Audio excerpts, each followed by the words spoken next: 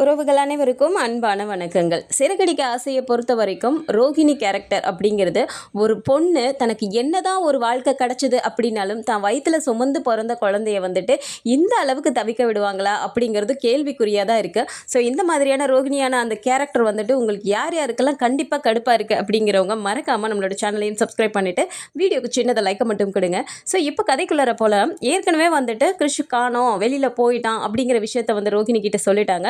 So அவங்க வந்துட்டு டென்ஷனில் இப்போ எங்கெங்கெல்லாம் போய் தேடி அலையணுமோ எல்லா இடமும் அலைஞ்சிட்டு வந்துட்டாங்க, எங்கேயுமே கிடைக்கல. அப்போ மகேஸ்வரி என்ன கேட்குறாங்கன்னா, எங்கே போயிருப்பான் அவன், உனக்கு தெரியுமா எங்கேயாவது போயிருப்பானா அப்படின்னு கேட்கும்போது அவனுக்கு எங்கேயுமே போக தெரியாது அப்படின்னு சொல்கிறாங்க. சரி, அப்போ உனக்கு கால் பண்ண மாதிரி மீனாவுக்கு கால் பண்ணி எதுவும் கூப்பிட்டு அங்கே எதுவும் போயிருப்பானோ அப்படின்னோன்னா வாய்ப்பு இருக்குது, இரு நான் வேணால் கால் பண்ணி பார்க்குறேன் அப்படின்னு சொல்கிறாங்க. சரின்னு சொல்லிட்டு கால் பண்ணி பேசும்போது அவங்க எப்படி பேசுறது இதை பற்றி டேரெக்டாக கேட்க முடியாது இல்லையா, அதனால் கால் பண்ணுறாங்க. ஸோ இவங்க ரெண்டு பேரும் காரில் போயிட்டுருக்காங்க. கால் பண்ணுறாங்கன்னு சொல்லிட்டு எங்கள் ரோகிணி தாங்க கால் பண்ணுறாங்க அப்படின்னு சொல்லும்போது, இது எதுக்கு உனக்கு கால் பண்ணுது, இது காரணம் இல்லாமல் உனக்கு எதுவும் பண்ணாதே பார்லரம்மா, பல குரலாக இருந்தாலும் பரவாயில்ல உங்ககிட்ட பேசும் அப்படிங்கிறனால எப்போ வேணால் கூப்பிடும், இது ஏதோ ஒரு காரணத்தோட தான் கூப்பிடுது, சரி சரி என்னன்னு கேளு அப்படின்னு சொல்கிறாரு முத்து. சரின்னு சொல்லிட்டு இவங்களும் கால் பண்ணி சொல்லுங்கள் ரோஹிணி அப்படின்னு சொன்னோன்னே, மீனா நீங்கள் எங்கே இருக்கீங்க அப்படின்னோடனே, நாங்கள் எங்கள் அம்மா வீட்டுக்கு போய்கிட்டு இருக்கோம், 2 பேரும் தான் போகிறோம் அப்படின்னு சொன்னோன்னே, ஒன்றும் இல்லை ஒரு மண்டப விஷயம், இங்கே நான் ஒரு மேக்கப்புக்கு வந்திருந்தேன்னா அங்கே வந்துட்டு இந்த மாதிரி டெக்கரேஷனுக்கு கேட்டாங்க, சரி அதான் மினிமமாக எவ்வளோக்கு பண்ணுவீங்கன்னு கேட்கலான்னு சொல்லிட்டு கால் பண்ணேன் அப்படிங்கிற மாதிரி ஒரு ஃபார்மாலிட்டிக்கு அதோட டீட்டெயில்ஸ்லாம் கேட்டுட்டு அதுக்கப்புறமா அந்த நீங்கள் ஒரு பையனை கூட்டிகிட்டு வந்தீங்கல்ல அப்படின்னோடனே, யாரை கேட்குறீங்க கிருஷ்ணயா அப்படின்னோடனே, ஆமாம் அந்த பையனை நான் இப்போ பார்த்தீங்க ஒருத்தவங்க கூட காரில் போனான், அவனை மாதிரி தான் இருந்தது, ஆனால் அவனானு தெரியலை அப்படிங்கிற மாதிரி போட்டு வாங்குறாங்க. இதுக்கு உடனே மீனா என்ன சொல்கிறாங்க, ஆமாம் ரோஹிணி ஏற்கனவே கூட ஒரு வாட்டி அப்படி தான் அவன் கார்லேயே போய் ஏற நான் ஒருத்தவங்க கூட போனான், ஆனால் யாருன்னு தான் தெரில, நான் போகிறதுக்குள்ளாரே காரும் போயிடுச்சு, அவங்க அம்மா கூட தான் இருக்கான்னு நினைக்கிறேன், ஆனால் எங்கே என்னன்னு தான் தெரிய மாட்டேங்குது அப்படின்னு சொல்கிறாங்க. சரி ஓகேங்க நான் கேட்டுட்டு என்னன்னு பார்த்துட்டு சொல்கிறேங்க அப்படிங்கிற மாதிரி அவங்களுக்கு காலை கட் பண்ணிவிட்டு இப்போ மகேஸ்வரி கிட்ட சொல்கிறாங்க, இல்லை இது எதுவுமே கிருஷ்ணை பற்றி மீனாவுக்கு தெரியலை, அவள் பழைய கதையை தான் பேசிகிட்டு இருக்கா அப்படிங்கிற மாதிரி சொல்லிட்டு வச்சிடுறாங்க. திரும்ப இப்போ இவங்க காரில் போயிட்டு நேராக அவங்க வீட்டுக்கும் போயிடுறாங்க. போயிட்டு அவங்க அம்மா கிட்ட போய் பார்த்துட்டு பேசிட்டு அங்கே சீதாவும் வந்திருக்காங்க, பேசிட்டு பூ எடுக்கிறதுக்காக போகிறாங்க. அங்கேருந்து பூவையும் எடுத்துகிட்டு வெளியில் வராங்க. வெளியில் வந்துட்டு டிக்கியில் தானே வைக்கணும், அப்போ டிக்கியில் வைக்கணும் அப்படிங்கும்போதே வந்துட்டு முத்து என்ன சொல்லிடுறாரு, இல்லை நீ உள்ளரே வை, நீ முன்னாடி சீட்டில் தானே உட்கார போகிற, பின் சீட்லேயே வச்சுருங்க அப்படின்னு சொல்கிறாரு. பத்தாததுக்கு அவரோட காரில் வேற பஞ்சர் ஆன மாதிரி இருக்குது, காற்றே இல்லாமல், அதனால் அதையும் மாற்றிடுறேன் நான் அப்படின்னு பேசிகிட்டு இருக்கும்போது தான் பூவை வந்து உள்ளே வச்சுட்டாங்களா. அப்புறம் திரும்பவும் எடுக்க சொல்லிட்டு, இல்லை காரில் வேறு யாராவது ஏறலாங்கன்னா அந்த பூ வாசனையாக அடிக்கும், எல்லோரும் என்னன்னு கேட்டுகிட்டே இருப்பாங்க, அதனால் இதை எடுத்து டிக்கிலே வச்சிரு அப்படின்னு சொல்லுவோம்.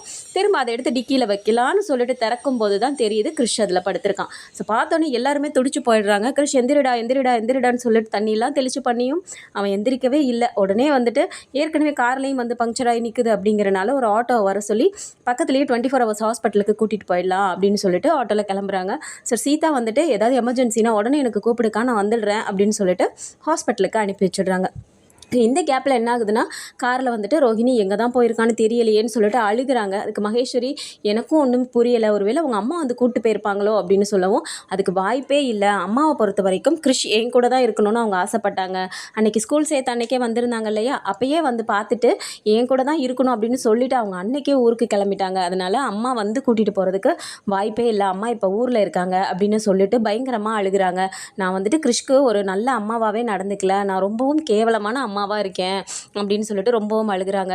சரி விடு ரோஹிணி, உன்னோட சூழ்நிலை அந்த மாதிரி இருந்தாலும் அவனும் ரொம்ப உன்னோட பாசத்துக்கு தான் ஏங்குறான் அப்படிங்கிற மாதிரி மகேஸ்வரியும் சொல்கிறாங்க.